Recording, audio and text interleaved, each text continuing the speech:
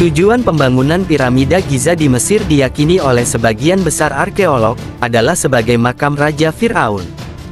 Namun, sebagian ilmuwan berpendapat bahwa struktur bangunan ini, mungkin tidak memungkinkan pengangkatan batuan besar yang begitu berat pada masa itu. Oleh karena itu, mereka mengusulkan bahwa pembangunan dimulai dengan dasar batu alam, yang kemudian menggunakan batu lumpur yang dibakar untuk struktur yang lebih tinggi lagi. Dalam versi Al-Quran sebagaimana dalam surat Al-Qasas ayat 38 menjelaskan.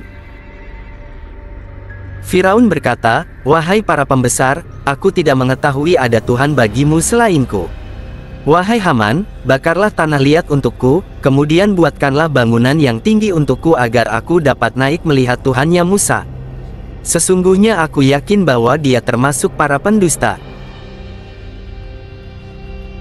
Dalam ayat ini disebutkan, tujuan Fir'aun membuat sebuah bangunan tinggi dari tanah liat tersebut adalah untuk melihat Tuhan Nabi Musa ke langit.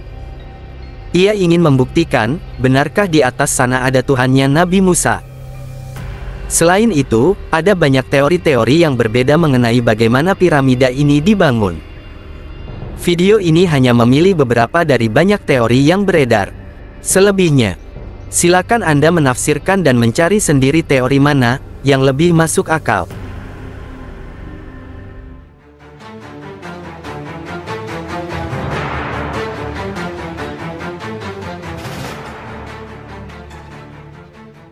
Dalam buku, tayangan di TV, dan film-film yang beredar di masyarakat, banyak yang menceritakan Fir'aun dimakamkan di dalam piramida. Padahal kenyataannya tidak ada satupun makam atau mumi Fir'aun yang ditemukan di dalam piramida. Ini hanyalah cerita yang populer, yang dipopulerkan pertama kali oleh sejarawan Herodotus pada abad ke-5 sebelum Masehi. Ketika itu, Herodotus bertanya kepada penduduk Mesir yang bukan peneliti atau ilmuwan, dan mereka menjawab bahwa piramida adalah makam Fir'aun yang dibangun dalam waktu 20 tahun. Hal ini mirip dengan kepercayaan masyarakat Sunda di kampung pedalaman, yang yakin bahwa Gunung Tangkuban Perahu terbentuk karena Sang Kuryang menendang perahu yang sedang dibuatnya. Siapa sangka, kemarahan Sang Kuryang malah menciptakan gunung yang bentuknya seperti perahu terbalik. Sehingga sekarang kita bisa berwisata ke sana sambil berimajinasi tentang tendangan maut Sang Kuryang.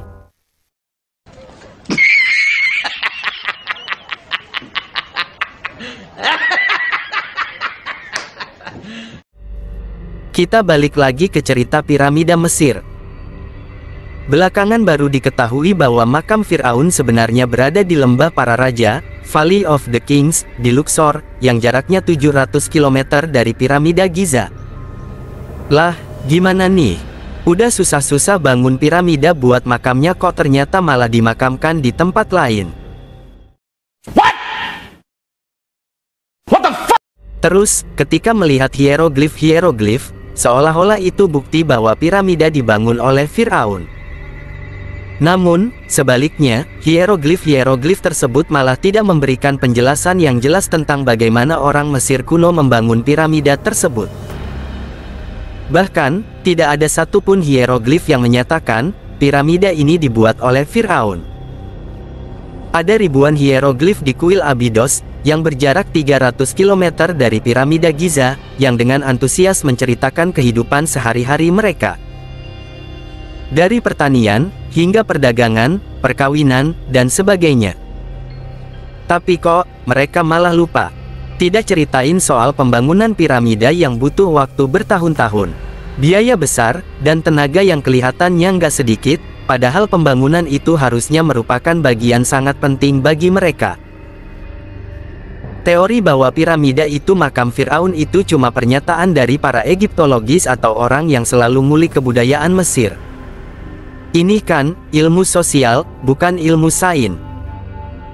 Egiptologis tuh lebih kayak penjaga tradisi daripada pencari kebenaran. Teori ilmu sosial soal piramida sebagai makam Fir'aun itu nggak cocok sama fakta-fakta saintifik seperti teknik sipil, astronomi, dan geologi. Oke, mari kita kupas satu persatu dengan lebih jelas.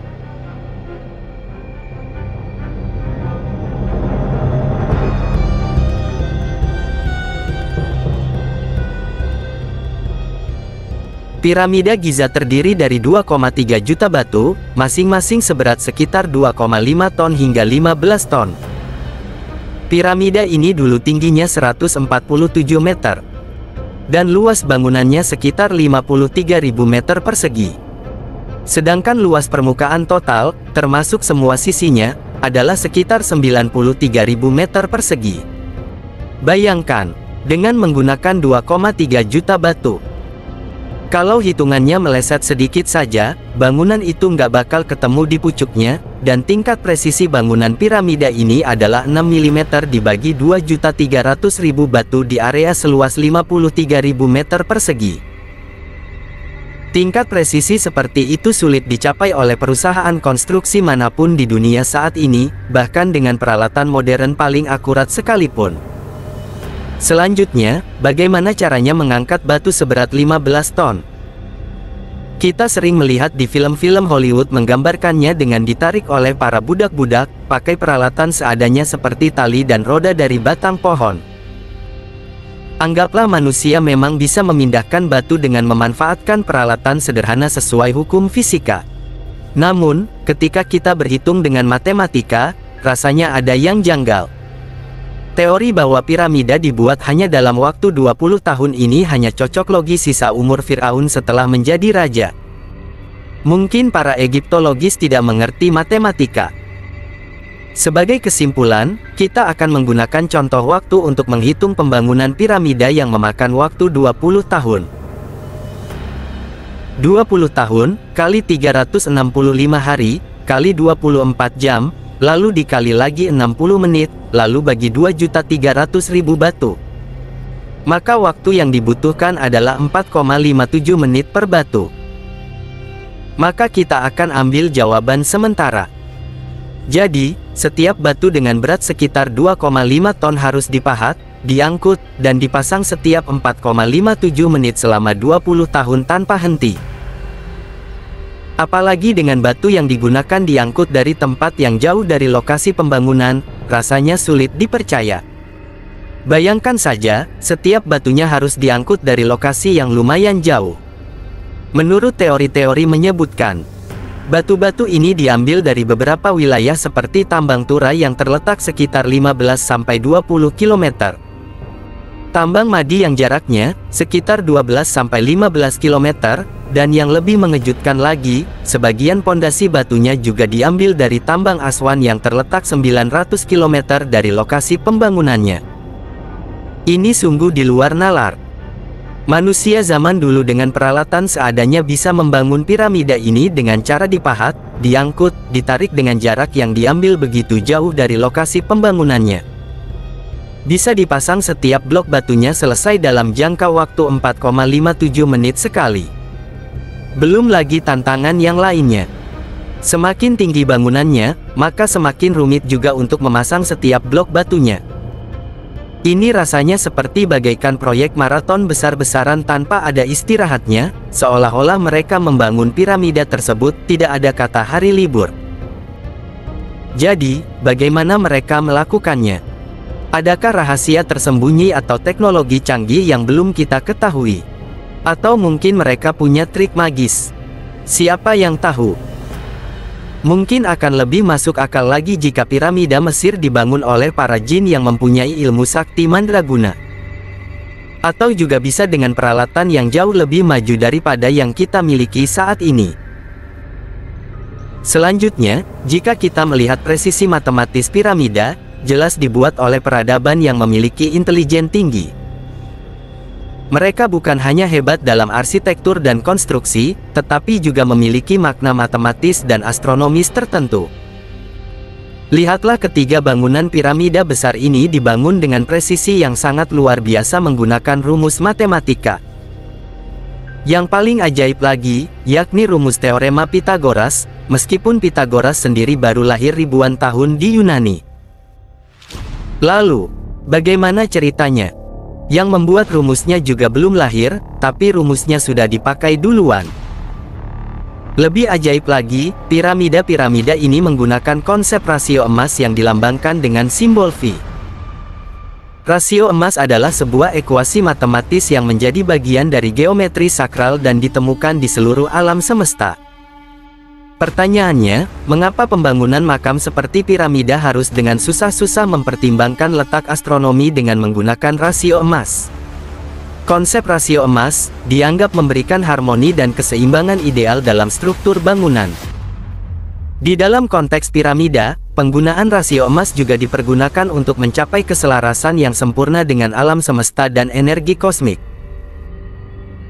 Contohnya adalah ketika kita melihat di barat, yaitu bendungan Hoover Dam di Amerika Serikat. Mereka membuat yang namanya peta bintang star map, karena mereka tahu bahwa posisi bintang di langit selalu berubah dari masa ke masa, fenomena yang sering disebut precessi equinox.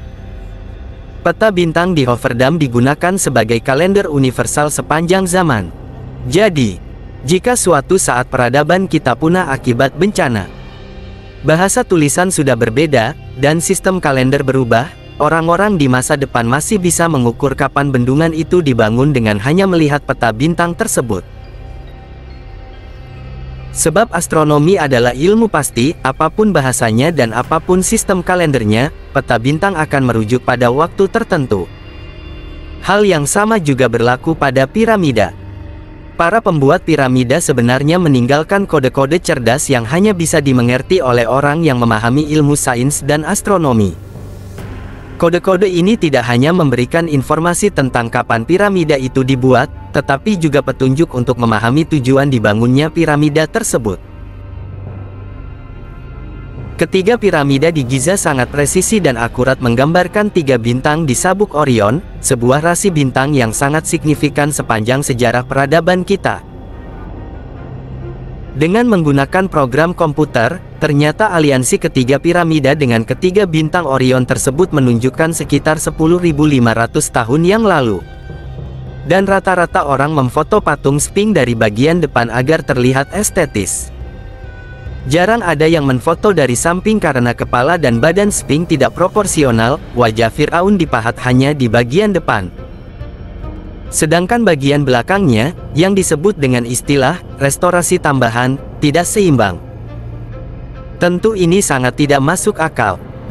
Bagaimana mungkin para arsitek yang mampu membuat piramida dengan presisi matematika dan astronomi yang luar biasa, tidak bisa membuat proporsi badan dan kepala yang tidak seimbang? Selain lewat astronomi, penanggalan piramida juga bisa dilakukan melalui ilmu geologi. Bangunan seperti ini memang tak bisa menggunakan carbon dating, tetapi bisa dianalisis dari pola erosi. Seperti kita ketahui, ada 2 jenis pola erosi, akibat angin dan akibat air. Erosi akibat angin biasanya berbentuk horizontal, sedangkan erosi akibat air berbentuk vertikal dari atas ke bawah. Jika kita melihat pola erosi di piramida Giza, ternyata selain erosi akibat angin, juga terdapat erosi akibat air. Pertanyaannya, kapan ada curah hujan yang begitu deras di daerah itu? Ini hanya bisa terjadi di zaman fluvial atau mencairnya zaman es, yaitu sekitar 10.500 tahun yang lalu. Jadi, peradaban mana yang sudah hidup pada masa itu? Jika Anda memiliki jawaban atau pendapat, silakan komentar di bawah. Kita akan lanjutkan pembahasannya di video berikutnya.